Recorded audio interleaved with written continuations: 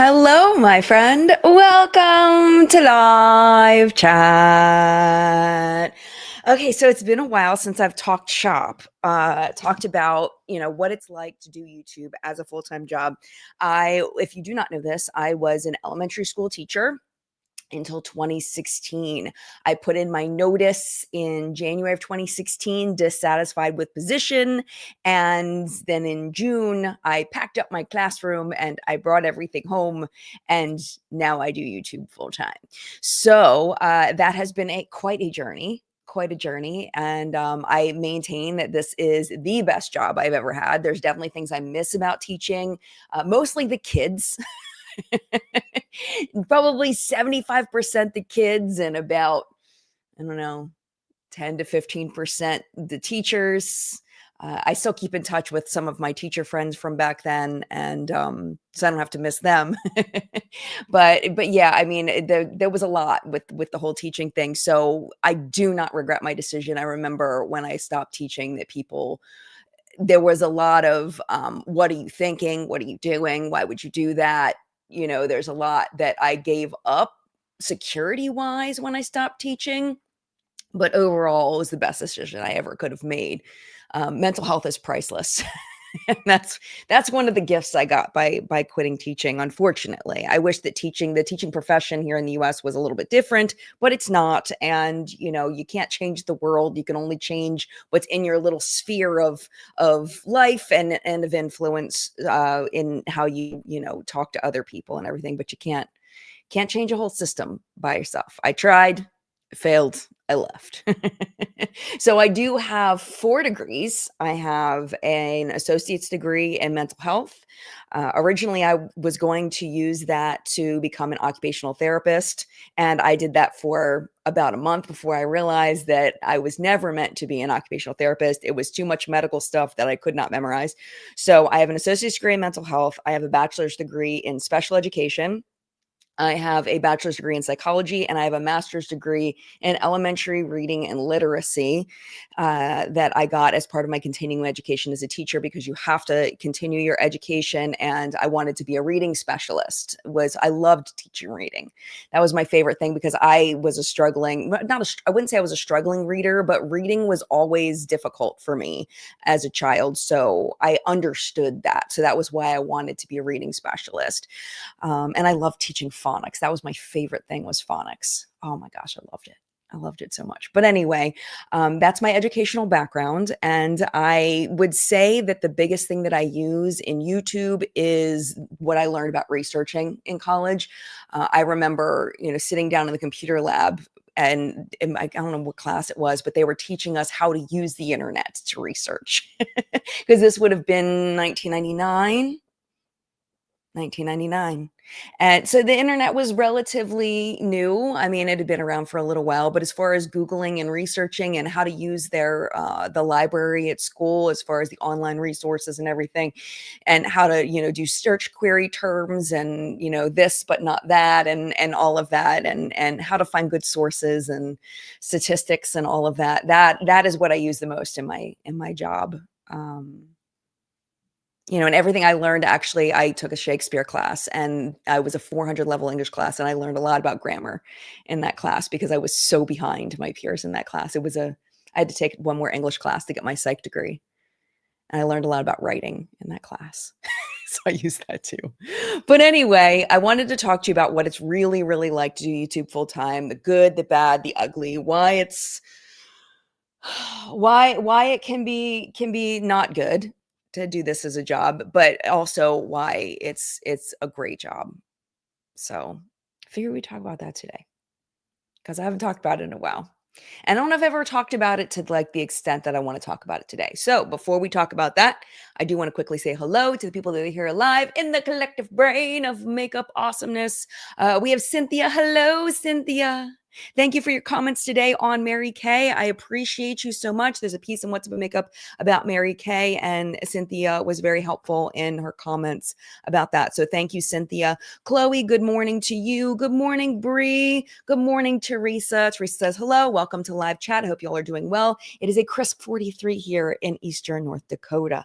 Thank you, Teresa, for being here. And Florian, Steph, and Audra, our lovely moderator team, thank you so much for being here. I did go visit Audra this past week. I was there from Monday to Thursday. I finally got to meet Audra in person.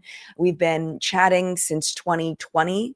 March of 2020, I think, was when we became friends and finally got to meet them in person. And it was fabulous. It was lovely. I got to live in Audra's world. We got to do a Twitch stream for about 3 hours.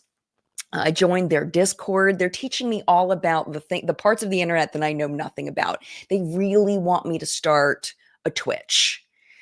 I don't get it. I need to research it more. Like, I get what they were telling me and I get why, but it's like, I can't get it all out of my head that I don't belong there. So I know that things have changed over time, but I can't get it out of my head. Can't get you. Sorry. I can't get out of my head that I don't belong on Twitch. So I need to figure that out. But I have another trip before that, which is Creators and Friends in Catskills, New York, where I'm going to be hanging out with a bunch of other creators. And I thought this would be a great warm up to me going there too, because we're going to be talking shop a lot. We're going to be talking shop a lot. But I will definitely ask them about if any of them know anything about Twitch. And I'll ask you all too. Would you join a Twitch if I was on Twitch? I feel like I don't belong there. I don't know. Good morning to you, Genevieve. So good to see you. Miss Lavender, good morning in Toronto. Good morning. Stacy, good morning from Kentucky. Beautiful weather here, but the cicadas are loud this morning. Happy to make it a live chat for the second time. Yeah, we had cicadas earlier in the season, but I haven't heard them a lot lately. I was recording TikToks out on my patio yesterday. And it was just the airplanes, so many airplanes going by yesterday. I don't know what was going on over at BWI yesterday. Emmy Supernova. It's good to see you. I haven't seen you in a minute. How have you been? Hopefully you're well. Hi, Flory. Good to see you. Lola, happy Sunday to you. My first live from the beginning I'm catching. I'm so excited. I'm so excited that you're here. Thank you for being here. Daisy, I'm happy you're early today. Hi, my friend Tish. So good to see you. And Lola, I think I already said hi to Lola. And Carrie and Anna and Mary and PJ and other Anna. Good morning. And Mora, good morning. And Nariner, how did I do in Moscow? Middle of the afternoon here. Good afternoon to you. So good to see you. If I did not say good morning to you, good afternoon, good evening. Hello. Good to see you. Thank you so much for being here. Okay, so let's talk about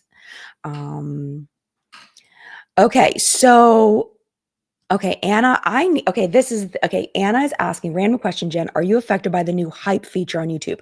I've been hearing about the hype feature, but I haven't seen anything. Maybe because I was away from Monday through Thursday, but I didn't know it was activated. So far, no. The other thing is the age restriction thing that is new on YouTube. There's like an AI thing that's like, it's flagging certain videos as for kids, something or another. I haven't been affected by that yet either. I did notice a new button where you can flip it to restrict your content to only 18 and over. Of course, mine is flipped off because there's no reason for my content to be restricted to 18 and over. Like, I say a cuss word every once in a while that I bleep out. There's no reason. We talk about vaginas every once in a while. There's no reason. Like that kind of stuff. But like, I don't need that. So yeah, I haven't been affected by the new hype feature yet, but I need to figure that out because it sounded like it would be good. It sounded like it would be good for creators to get like creators on the rise in the front. So it actually could help me if y'all hype me from what I heard, but I don't know anything about, like, I don't know. I just know like surface level about that. It is active, y'all are saying. Okay. So can y'all hype me? Is that like a thing where you could like get me on the front page? That'd be cool. if that's how that works. But I need to look into now that it's like, because I only heard about it when it was in process. I don't know what it actually is now that it's out. So we'll see. Okay. All right. So let's talk about, okay, here we go. So Elizabeth says, I think only certain creators get the hype feature. Jen's channel may be too large. What I heard was it was under 500,000 followers or subscribers here on YouTube, under 500,000, which I would qualify for, but I don't know if they changed that, like, because I only knew about it when it was being worked on. But I may be too large, maybe, possibly. I crossed over 375. Path to 400,000. Like, what? What? Do you remember how I cried when I got 100,000 subscribers? That was my only goal. I just wanted to get to 100,000. That's all I wanted. I was like, everything else is bonus, and it's still like that. All right, so let's talk about the good, the bad, and the ugly of doing YouTube as a job. Okay, so first thing is the bad is the lack of security, which is kind of terrifying because you are an independent contractor. As a YouTube creator, you're an independent contractor. You don't technically work for anyone. You're just being paid. I'm being paid by Google. So when people, like, I don't want to explain what I do, I will tell people, like, if it's like somebody like, what do you do for a living? It's like, oh, I'm an independent contractor for Google, which is true. But I haven't said that in a minute, but that's really what I am. So in that, they could shut down my channel at any time. Hopefully they won't. They could all of a sudden change the monetization and I could be paid very, very little. It's terrifying. It's kind of terrifying, but this is the thing, is YouTube always acts in YouTube's best interest, and those kinds of things would not be in YouTube's best interest. So I trust, which may be naive of me, that YouTube will always act in their best interest, and it is their best interest to treat their creators well. It is well known in universally in creator circles that YouTube is the best place to be for creators monetization wise. The problem is that it's very difficult to get monetized and to grow a channel. It's very difficult. I can tell you that because I've been doing it for 9 years full time. And there are people that have done it for a year full time that have larger channels than me. There are people that have been doing it, full time for longer and have less followers than me. There are people that have been growing their channel longer than I've been growing this channel that have still not gotten to 100,000 followers, still haven't gotten to maybe 50,000 followers. And there's no guarantees is my point. There's no guarantees. It really is just, it's the wild, wild west when it comes down to it. But there is a structure to it.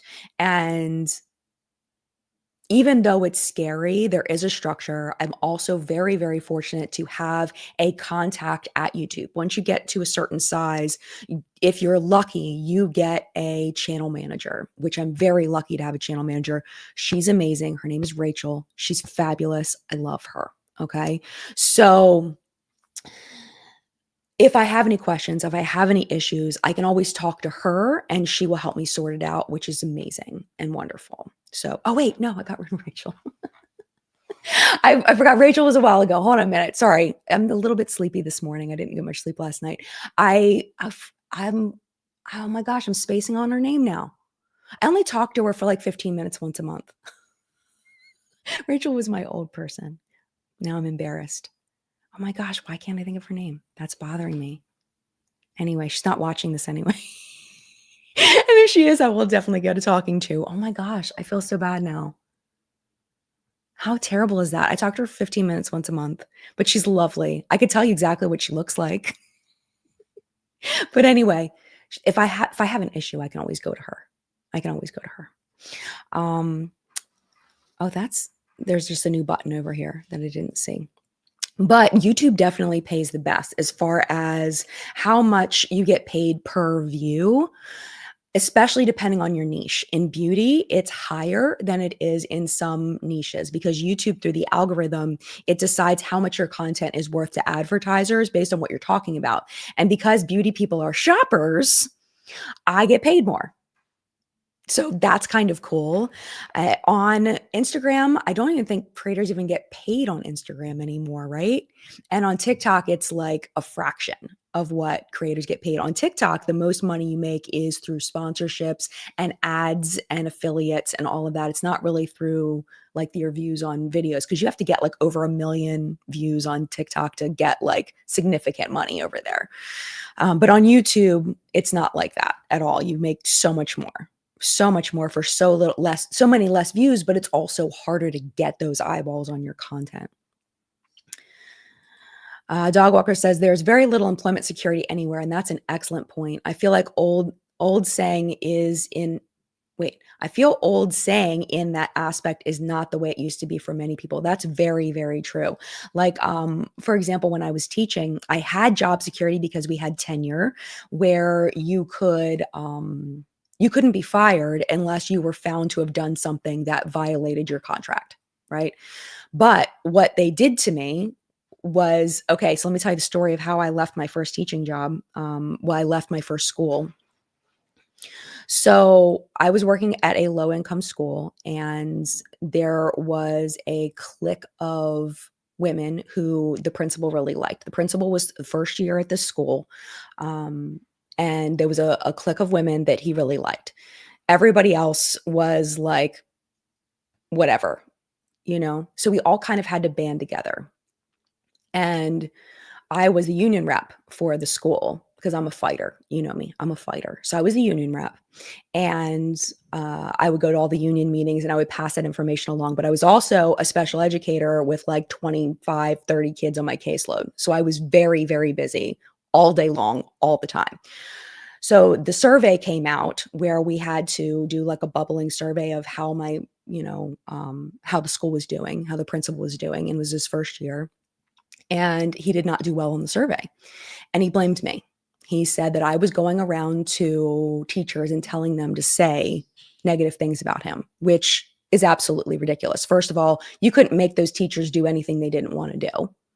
And second of all, I didn't have time to do that. So he did something called accessing me.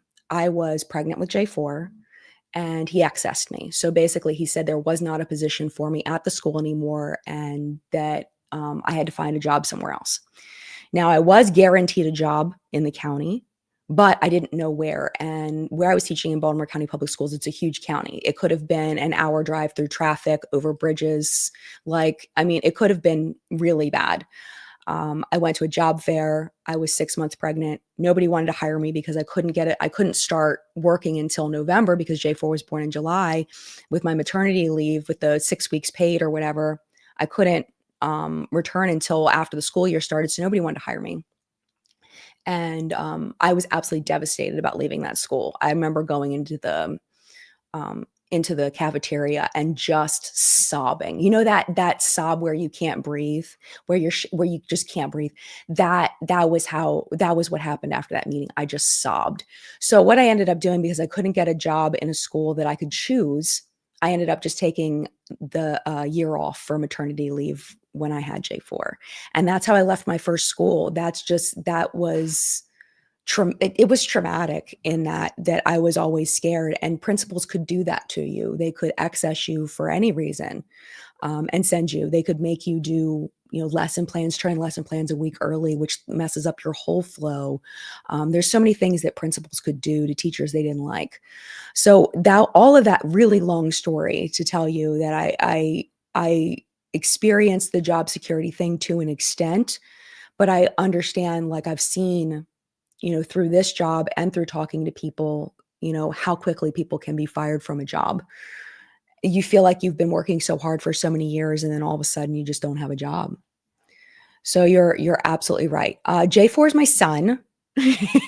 He's 14. His name is John, and he's John the fourth. My husband's the third. He's the fourth. So he's J4, which was the name my husband picked for him before he was born. He was always going to be J4. Always. So he's J4. But anyway, so yeah, job security is not a thing, but you're absolutely right that you can get fired from any job at any time. So that's one thing that I sacrificed with teaching, because at least I knew I was going to have a job.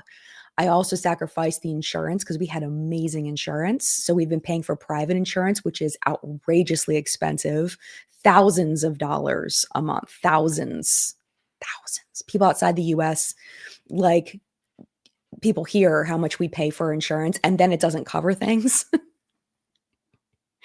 Thousands and thousands of dollars. It's so expensive. So I lost my really good insurance. I think I was paying for the entire family, like, I don't know, $250 a month for my whole family to have amazing insurance. I lost that. But let's talk about some good things about YouTube. Now we talk about some things that are not so good about being employed, having my full-time job be YouTube. The best thing, one of my favorite things is that I don't have a specific time that I have to be anywhere in the morning. Oh my gosh, am I thankful for that every single day when I wake up? I am so thankful that for the most part, I don't have to get up and get ready at a certain time unless I'm on a time crunch. And the time crunch is usually self-inflicted. So that autonomy of being able to, like, if I didn't get a lot of sleep, a lot of times I can sleep in a little bit, to be able to get up, have a cup of coffee before I start my day. Like, I am literally thankful every day for that. It's those little things that make this job so amazing that I'm incredibly thankful for. So that's one thing that's amazing. But to go with that, I'm also responsible for my schedule and responsible for the content, the amount of everything that lands on me to do a good job. That's a lot of responsibility because my job fluctuates based on whether you watch or not. So I have to figure out what you all want to watch, and I have to make it so that you all want to watch it. Because if you don't, then I don't get paid. So that's a thing. But I'm very thankful to be able to kind of have control over that, because that's something that I didn't have when I was teaching. I'm a very creative person. I like to do things my own way. I like to go out of the box. I like to overcomplicate things. I like to individualize. That's what made me an excellent special education teacher, is I love to individualize. But they really wanted to put me in a box. They wanted to put all of us in a box because they wanted research-based instruction, right? But in order to individualize, you have to go with what you know, not what has been proven through research. You have to be trusted as a professional that you know how to get into this kid's brain. And there may not be a study that says that that's the way to get into this kid's brain, because this child is only sitting in your classroom. So they really wanted to micromanage my classroom and how I did things. And sometimes that led to a lot more work and a lot of teaching things that I didn't think was valuable in a way that I didn't think was efficient. And that drove me absolutely bonkers, because my kids were doing fine. If they just leave me alone, my kids are fine. My parents are fine. Everybody's making progress. Everybody's happy. Stop telling me what to do. Like, research-based, I'm showing you in the data. Like, here's the progress. Here's the test scores. Is that enough data for you? No, apparently not. So yeah, I love having the autonomy to be able to be creative and do what I want. But there's also a lot of responsibility in that. And there was then too, but there's a lot of responsibility in that now. Hartley's about to start a YouTube channel. Oh my gosh, congratulations. I love that so much for you. Do it, do it, do it, do it, do it. I love that. Tree says, creators are essentially entrepreneurs nowadays. You're basically running a business, but in a way that we don't have nearly as much experience with. Yeah. And yeah, I mean, it really is. And you are, as a creator, you are the director, you're the producer, you're the script writer, you're the photographer, you're the filmographer. Is that a word? What's the word for that? The person that films, you're the editor, you're all of the things. You have to do all of them, which is really hard. And you have to be able to be good enough that people want to watch it over other things, even produce. And I say this all the time. You have so many choices of what you can watch. You can watch TV, you can watch movies, you can watch other channels, you can watch live streams, there's so many things you can do with your time. You can read a book, but you choose to watch what I'm making. Like, that's huge. That's a big deal. So yeah, creators are absolutely essentially entrepreneurs, and it's a big risk. Mons, hi Mons. Mons has been a member for 52 months. Oh my gosh. Mons. I know. I've seen Mons pop up for a long, long time. I've seen you around a long time, and you're in live chat a lot too. My aunt was a Montessori school teacher in Montgomery. Oh, nice. Montgomery, Alabama? Montgomery County, Maryland, which is where I grew up. I think Montgomery, Alabama is what you're saying, but Montessori is great. My kids went to Montessori when they were little and they loved it. Linegs, I don't know what I was expecting after hitting 1 million views, but if it was TikTok, I think it would be different. Hold on a minute. Where did you hit 1 million views? That's amazing. Yeah, the TikTok algorithm is so good with getting people views. It's amazing. Like, it's so wonderful to get 1 million views. I don't think anything. Well, I think I have 2 YouTube videos that have hit 1 million views in my how many years since 2012 I've been on? So 13 years. I have nothing on TikTok that's hit 1 million views. That's amazing. Congratulations. That's very cool. Anna, in your YouTube journey, did you ever think of quitting? Yes. Yes, I went through a really rough patch after some choices I made in 2021. So my channel flatlined, meaning I wasn't growing. I was slowly sinking for about 2.5 years, like slowly. I would get like little bumps and it would bump me back up. And then I would like for about 2.5 years. And that was really hard. And I did think about quitting, but at the same time, thankfully, I had enough people that were watching that I could continue to do it full time. And because of that, I kept doing it. But that was a really rough time. I didn't know if I was ever going to get out of that flat line. It's so frustrating. It's so frustrating when you feel like you're making good things and you're just not going up the way you want. But because it never like went down and y'all never really stopped watching, I didn't quit. But yeah, I did think about it at that point. And there was a lot of me being mad at myself for the choices that I made. But it also gave me time to sit back and do some real learning and some real self-reflection and some real some internal introspection stuff, which ended up making me a better person. And I think I needed that time to grow. And I didn't realize it at the time, how much it would help me that 2.5 years, Like, I don't know if you believe in a higher power or in angels or whatever you believe in, but I personally believe that happened to me for a reason. Not happened to me because I caused some of it, but the flatlining happened in my life, I should say, because I don't want to say why it happened, or it happened for a reason so that I could be who I am now. And I could have the channel that I have now. And I don't know if I would have gotten there without that period of time of growth, So I'm really glad I didn't quit. I'm really glad I didn't quit. Sorjan says, I feel bad. There are so many creators I love and I don't watch the videos anymore. My interest shifted. It just happened. Yeah. And there are a lot of creators that I will stop watching and then I will Phil DeFranco. Okay. Phil DeFranco, totally out of the beauty space, but I will pop on and off of Phil's channel. I'll watch Phil's channel religiously for like a few months and then I'll stop watching for a few months, or I'll watch for like a full year. I'll be like really invested in his content and then I'll stop watching for years. Like, I go back and forth, but then there are creators that I'm not as interested in the things that they make anymore. And it's not like, the thing is it's not the viewer's responsibility to hold a creator up.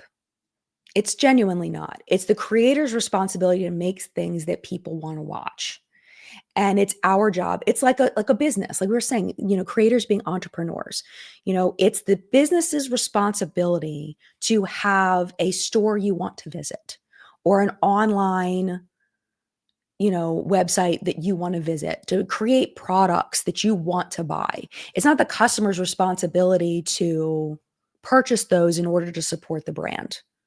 You know what I'm saying? So, yes, I feel bad that I can't watch all of the channels and support all of them, but at the same time, I feel like when people weren't watching my channel as much and people fell off, some of my favorite subscribers, I have parasocial relationships with y'all. I don't know if y'all know this, but like Sorojan, Mons, Lenegs, I'm looking at the names that are on the screen right now. I have kind of parasocial relationships with y'all too. So when I see that people that have been around for a really long time, when I see they stop commenting, it does make me sad. But at the same time, like I lost a lot of my follow when I stopped doing reviews. I lost a lot of people that I really loved reading their comments and were part of my like core people. But I get it. My content shifted. And if it's not for you, it's not for you anymore. And, you have to prioritize your own time. You know what I'm saying? So, Bonds, Montgomery County, Maryland, no way. She's Canadian like me and has dual citizenship. I just visited her in her new South Florida home 2 weeks ago. You're the best. Oh, you're the best. Thank you for the super chat. That's so nice of you. Yeah. Jenny Lynn says, girl, same. Sometimes his news is too much. Like, please, no more Trump every day. It's a lot, but that's what's happening in the news. So like I try to think of like his content and my content. A lot of my format I actually ripped from Phil. Like I'm very inspired by him and his format. And I feel like with Phil, it's the same like with What's Up in Makeup. I feel like I like to flip through and skip stories if I'm not interested in it. But you're right, it is Trump every day, all day, because that's what's happening in his world in in the US. So Tree says, if I remember correctly, I found you through the Euphoria situation. I instantly clicked with your content because your mom energy comes through so well. My 20-year-old self needs it. Well, big hugs to you. You could be my internet child. Big hugs. Yes, I love that. I love that so much. All right, we are already 30 minutes in. I can't believe it. That's going by so fast because I'm gabbing, because I'm not stopping talking. That's why it's going by so fast. Let's talk about what's on my face today. I think almost everything here was sent in PR. I'll tell you if it was not sent in PR. So this is what's on my eyes today. This is the Trapped palette by Gourmand Girls. Gourmand Girls is one of my favorite indie eyeshadow brands, or indie brands just in general. They create amazing products. If you like the bold, the bright, the loud, the pigmented, this is the company for you. 100%. They're amazing. I'm wearing on my eyes today this shade, which I can't read because my eyes suck. I think it's Bitten.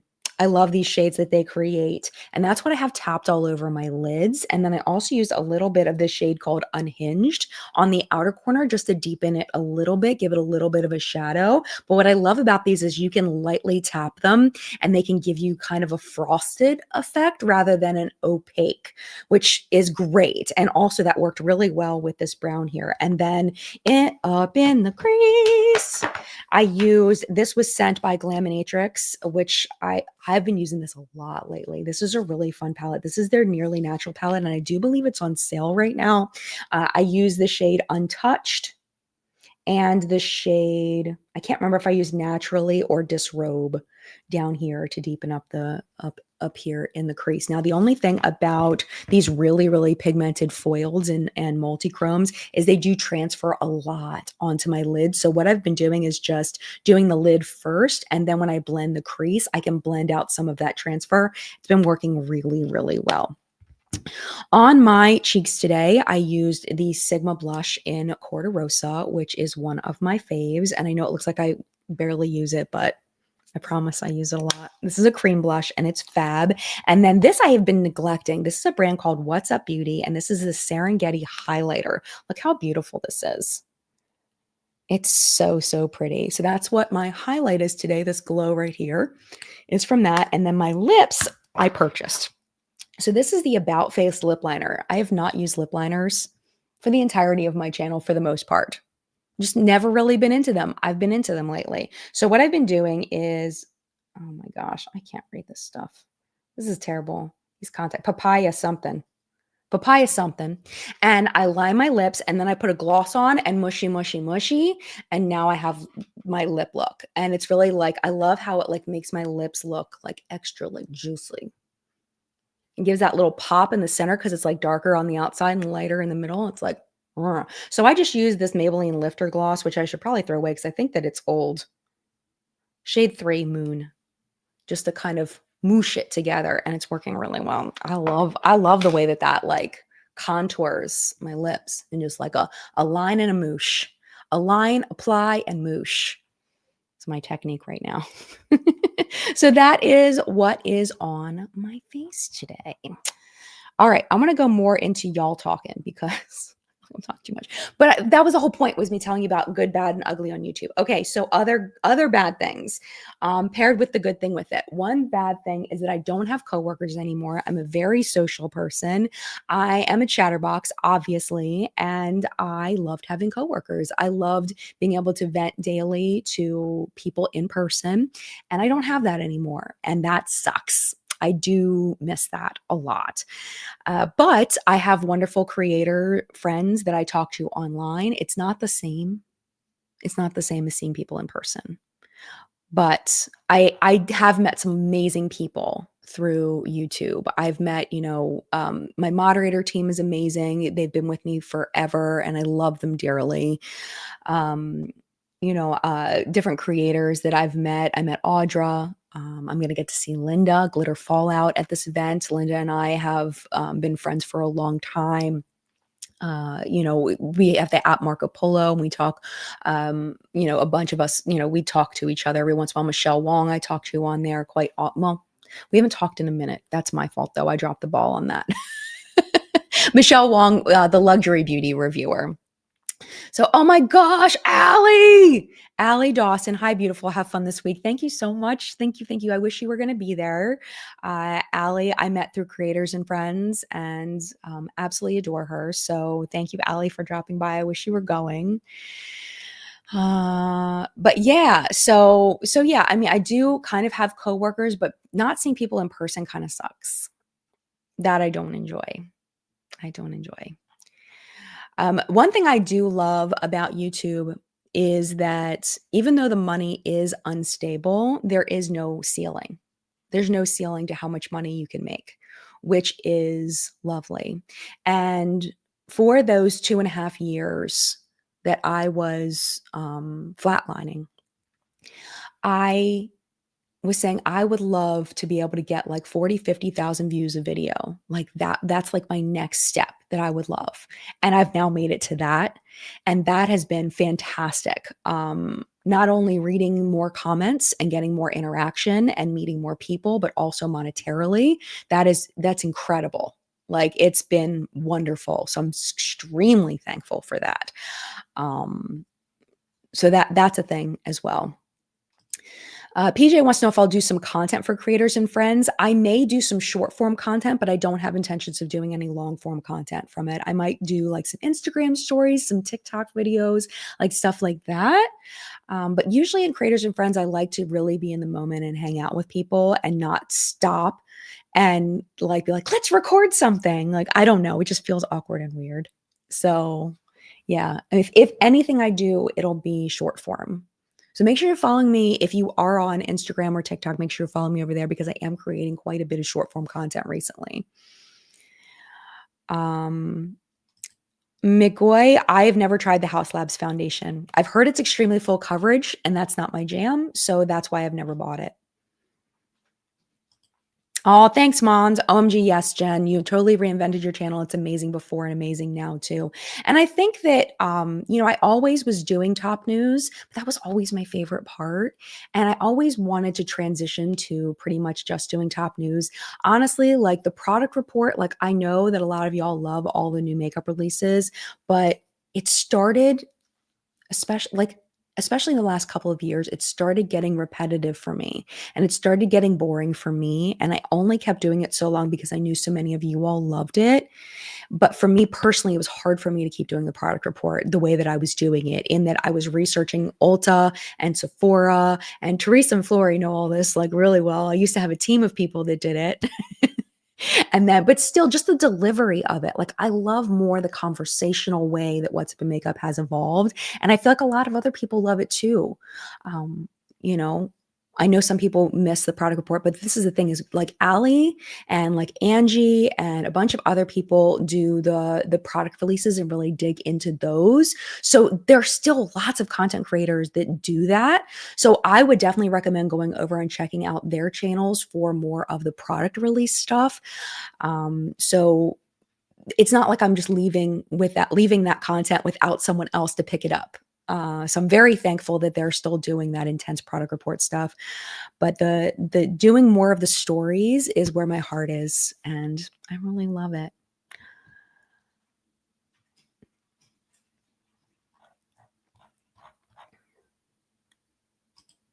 Elizabeth, Jen, have you ever thought of maybe trying to do some more documentary insider style stories, like contacting a small factory and seeing the process of makeup being made behind the scenes? Oh my gosh, I would love that.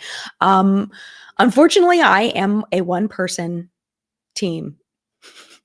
Other than my What's Up in Makeup Facebook hunters who throw stuff into a Facebook group, and I'll take some things from there for them. Production wise, I do everything by myself. So if I was at the point of like Sophia Nygaard. Absolutely. But I don't have like the connections like that. I don't have a team like that. I don't have a channel. Like, I don't have a management team. Like, I remember when I first found out that people like Manny and Laura and some of these other people had full management teams that were pushing them out in the media. Like, the reason why they get so many opportunities is because they have management teams that pitch them. So I would need, I think, in order to do like full productions like that, like I would need a management team and a production team and all of that, which I just don't have. And even though I'm doing well on YouTube right now, I am in no way wealthy. Like, I'm doing well, I'm doing good, but I am not wealthy enough to spend $50,000 on a project. You know what I'm saying? And also, I probably would get the return on investment in the ad revenue coming from that. So yeah, I mean, and also the production time, the editing, like, would I love to? Absolutely. Is it possible? I don't think so right now. Could it be in the future? Maybe. But I think the way that I'm doing is the long game, in that I'm creating content that is slowly growing my channel. So maybe at some point there will be people who want to create bigger things with me. And then I could do things like that, because I think that would be super cool. I would love that. Yes, Allie does do top news stories as well. Allie says, yes, but it's also fun talking about the top news stories too. Keeps it from getting stagnant. Yes, absolutely. What's Up in Makeup in its original form was a straight product report. And then I added top news in probably like, I don't know, maybe 2019, something like that. I don't know. I forget. I don't even want to say, because I forget. But an agency. Yes, they have agencies. Oh, thank you, Allie, about creating the evergreen content, which is beautiful. And that is really nice. The deep dives are great. That's one good thing about YouTube is the when you do the evergreen content that continues to get views over time. So like the James Charles series is still doing very well. On TikTok, I put up the trailer for the Too Faced series. So I think people are, and it got a lot of views. So it's pinned to my TikTok. So people that are finding my TikTok for the first time are clicking on those videos with a lot of views, and they're seeing the trailer for the Too Faced series, the Too Faced video deep dive that I did, and coming over and watching that. So that's making that continue to get views, which is wonderful, because that's just residual income. It's just sitting there. And I wouldn't have made that compilation James Charles video without y'all. I'm pretty sure it was live chat and y'all telling me to create a compilation video of the James Charles series, the 8-hour and 45-minute long compilation. I am still so incredibly thankful for that. That was such a great idea. Okay, so other things about doing YouTube full time. Talked about being in control. I talked about having, being able to set my own hours. I love not having a boss telling me what to do. Oh my gosh. It's like there are certain things in life. Some people really thrive having a boss and love, having direction and like go in, do your job, be told what you're doing, and then get out and then have full autonomy when you leave. I did not work well like that. I wanted to be the creative person. Like I wanted to make things interesting. So like when I worked for Outback Steakhouse, when I was a trainer, I literally took photos of every single, like this was before we had cell phone photos. I took photos of every dish and printed them out and then made a whole pamphlet myself with the name of the photo of the dish. I made my own training materials, the photo of the dish, and then everything that you needed to know in order to work at Outback and understand this dish. And I made a whole packet because I'm freaking extra. So that's what I wanted to do in jobs. I wanted to like make things easier, make things better. I always wanted to like be and having a boss and having a corporate situation, they don't really welcome that. They just a lot of times they just want you to follow the directions, and that was not where I was thriving. So being able to be my own boss has been lovely. And also when you don't get along with your coworkers, it's hard. And every once in a while that happens. Or if you don't get along with your boss. Like I was talking about my first teaching job. So we were talking about Armando a little bit earlier about the hype. Have you heard of YouTube's new feature called Hype? And have you heard recently that Instagram is starting to do monetizations for content creators? So we talked a little bit about Hype. I knew about it in the development period. I didn't know it actually launched, and I don't know what its current form is. And I'm glad that Instagram is going to do monetization for content creators. I imagine it's going to be similar to the way TikTok's doing it. YouTube is definitely the best place. Once you get monetized, the way that it works, I forget the exact like numbers for how to get monetized. I want to say it's 1,000. I don't know. I don't want to say. If you Google it, it'll pop up. Once you get monetized, once you hit that $100 threshold, then they send you $100, which is lovely. And now they have the bar, the affiliate bar down below where you can earn money from that as well, which is great for people that sell things. I've never been good at affiliates. I remember, okay, so I remember going over to Stephanie Nicole's house. If you remember Stephanie Nicole, very, very much loved and respected and very much missed here on the platform. I don't know what she's doing now. I tried to text her on live stream once and she didn't respond. I don't even know if it's her number anymore. But anyway, so I was at Stephanie's house and she showed me how much money she was making in affiliates versus how much she was making in AdSense on the ads that when you watch. She made a lot more in affiliates than she did in the ads. And I'm not going to, of course, disclose how much, but my jaw just dropped how much she was making in affiliates. People clicking on products and purchasing them.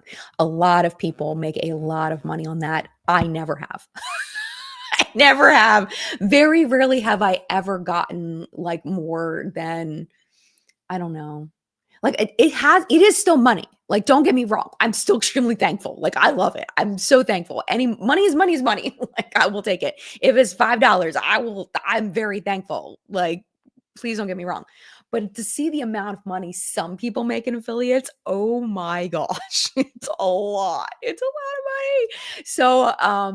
So yes, that's another way that people make money on socials that I do not really, because I've never been very good at selling things. I'm gonna be 100%. I've never been great at it because I'm so honest about it. I'll be like, I'll tell you about it, and then I'll also tell you why it sucks. So yeah. Oh, Allie, TikTok is $50 just in case they are a bit strict getting into creator program, but once you're in, it's pennies on the views, but it's a cool concept. Yeah. If you would love to support me and you're on TikTok, I am 2,500 followers away on TikTok from monetization. I have 7,500 followers on TikTok. I'm getting so many views over there. I'm getting like a lot of views. Like, it's doing very well. And my follower count is growing slowly, but I'm not monetized over there. So I would love to be monetized. So if you would like to, if not, don't do it if you don't feel comfortable. If you don't like TikTok and you don't feel comfortable, please do not do it. But if you do like TikTok and you're over there, please go follow me because I would really like to be monetized. That would be great. And collect my $50. That would be wonderful. $50 occasionally.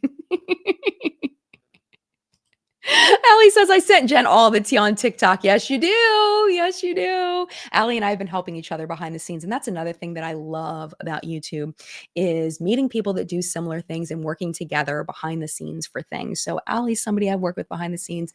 I've worked with so many people behind the scenes over the years.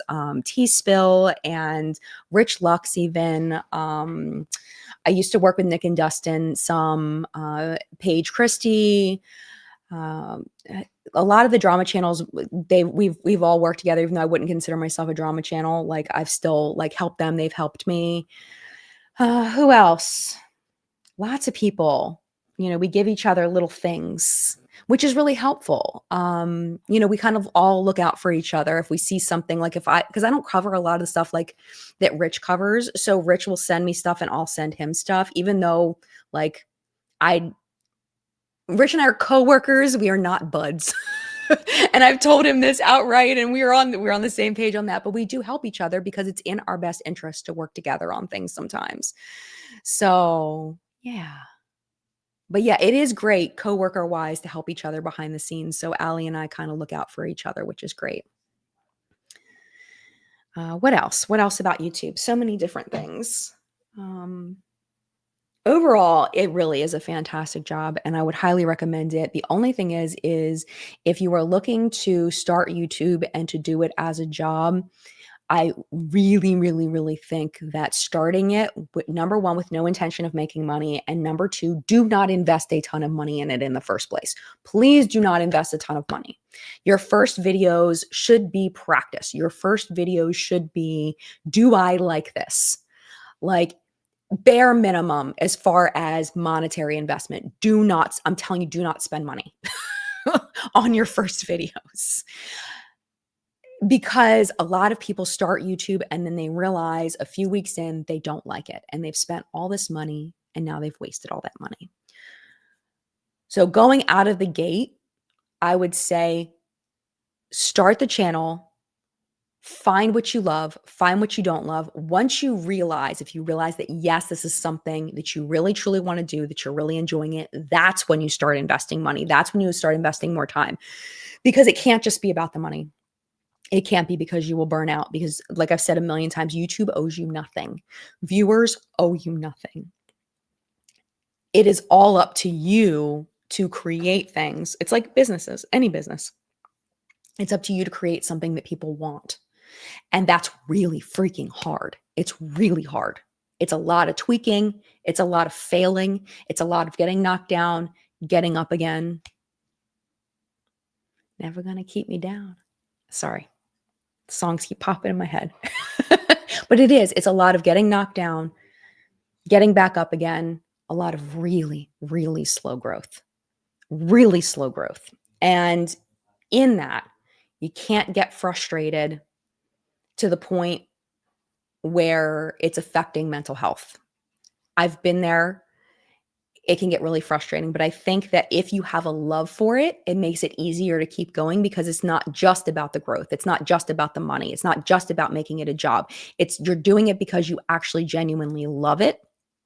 And that's what can keep you going because the mental health is positive because you're getting something out of just the pure content creation.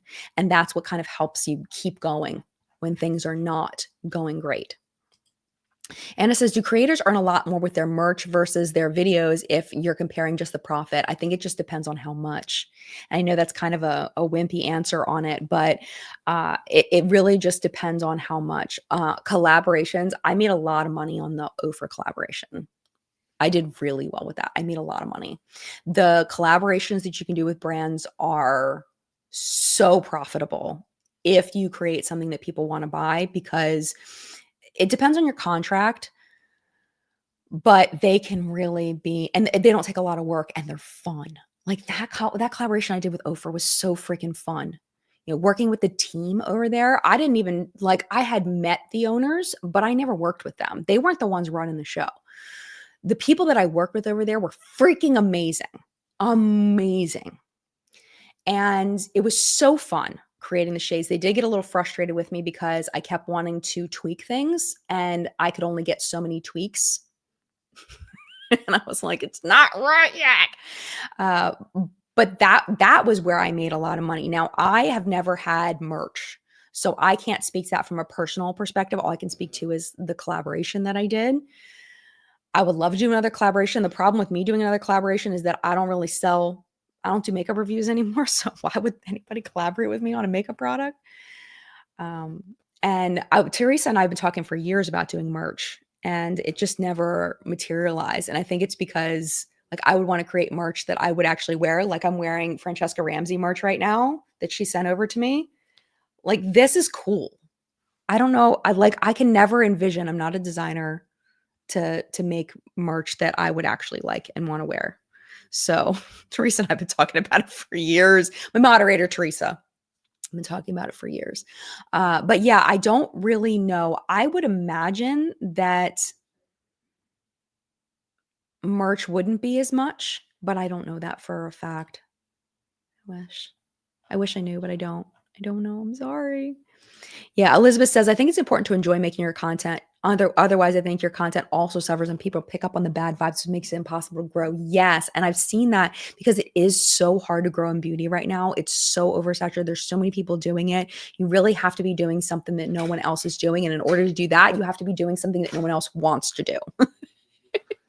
Allie and I, there's very few people that want to do the research to find out all this stuff and to put all this stuff together. It's hard, but I love it. It's perfect for me, but nobody else wants to do this. I feel like it's just not something that so it's hard because the most fun stuff is the makeup reviews. And there's so many people reviewing makeup and people just aren't watching the makeup reviews as much now because I think a lot of people that watch YouTube already have a lot of makeup, and you don't have those launches anymore, like the Too Faced Peach collection where people were losing their minds over it. When was the last time that there was a launch where the entirety of beauty YouTube lost their minds over it?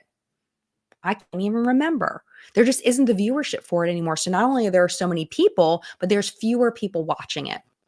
So it's really, really freaking hard. And it can, mental health really take a toll on you. It can really take a toll on, I'm not growing. I don't know how to change this. I don't know how to fix it and still stay true to myself. I don't know how to make it better. And it can definitely show when someone is getting tired.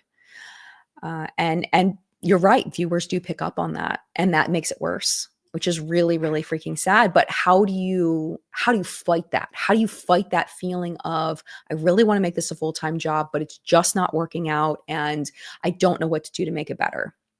It's hard, especially after years and years and years and years and years of fighting that fight, Allie says, yes, and you and I have been prepared for backlash if you speak on something that people disagree with. It's tough, but I love it. I love makeup so much. Yeah, and that's the thing too, is that, you have, it's hard to, because the internet is forever. When you say something or you take a stance on something or whatever, like with the Elf Matt Rife thing, there were people that were really mad at me for saying I didn't like Matt Rife. There are people that don't like my political views. And you have to be prepared for that because, people are going to have different opinions and that's totally okay. And sometimes people are going to be really mean about it. Go for the jugular. Okay. So before I go, I'll tell you the story of how I messed up last week. I messed up on Threads. It was very bad and it was my fault. Okay. My friends in Texas, please don't hate me. Okay. I've learned my lesson and I'm so, so sorry. Okay. I just want to leave with that. My Texan friend. So I went to go visit Audra in Texas and Audra took me to Whataburger. I'd never been to a Whataburger before. I don't eat fast food very often. I didn't grow up eating a lot of fast food. I've never even had a Burger King cheeseburger or Burger King burger in my life. I always ordered chicken nuggets. So this is the perspective.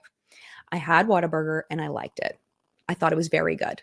I got a cheeseburger and I took the mustard off and I got mayo and I got a small bun and I got French fries. It was really good. Okay. It was good. I really enjoyed it. So then I walked over to the HEB because Audra said that it was like this epic grocery store and that it's so well loved in Texas. Everybody loves HEB. It's like an epic, epic grocery store, right? So I walked over there. It was about a 20-minute walk from where I was staying. And I walked in and I was like, this is epic.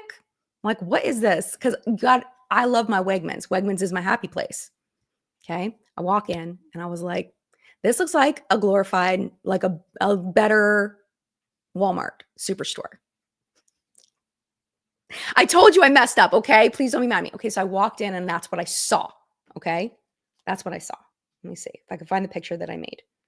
Okay. Let's see. Where is it? Okay. Right here. So if you look, okay. So this is an HEB. Okay. That's an HEB, right? This is a Walmart superstore. Do not tell me that does not look similar, right? So visual only, visual only. I walk in. It's going to take me a little bit over to tell the story. So I walk in and I see this. I was like, okay. So I start wandering around and I see all the fresh food. I'm like, that's cool. And I was like, I wanted a little dessert. So I saw these little cakes. I ended up grabbing this little banana pudding, grabbed a bag of popcorn. And I was in the popcorn aisle and this woman was in there with her kids and her son grabbed a bag of cheese puffs and was literally smashing it against the shelf. There was a shelf that was almost empty, smashing it, throwing it into the shelf, spiking it. And she was like letting him do it. She was like, like not making a big deal about it. So she ended up gently taking it away and setting it on the shelf. And that little boy grabbed the bag and started smashing it again against the shelf. Everybody's staring at this lady and her son. I didn't say anything. Nobody said anything, whatever. So I grabbed my banana pudding, I grabbed my popcorn, and I walked out. So I posted on Threads, Whataburger, check. HEB, straight face. Like, yeah, it was okay. What I did not understand was that I didn't experience HEB. I walked in and I saw it, but I didn't experience it. That it runs so much deeper. It runs to community support. It runs to, the fresh food that they have there. They have certain things that you can't get anywhere else. There's so many things that I did not understand when I posted that.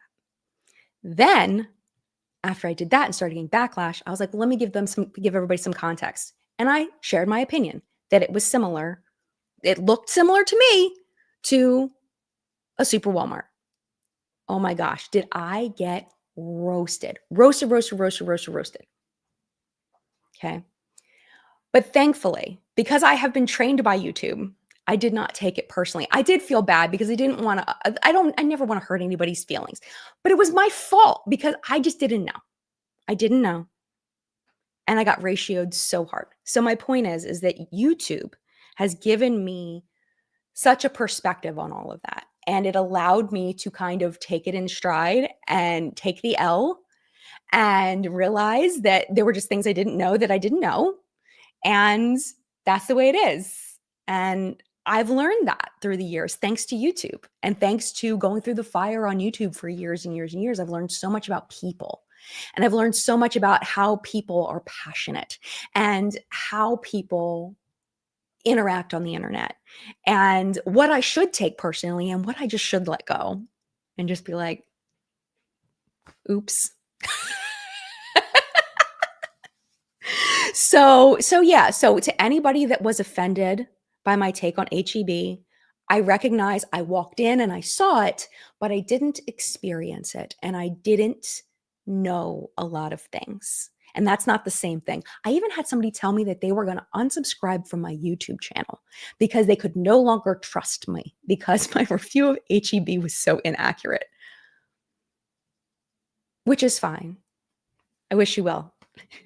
So anyway, my point is that YouTube has really taught me so much beyond just doing it as a job.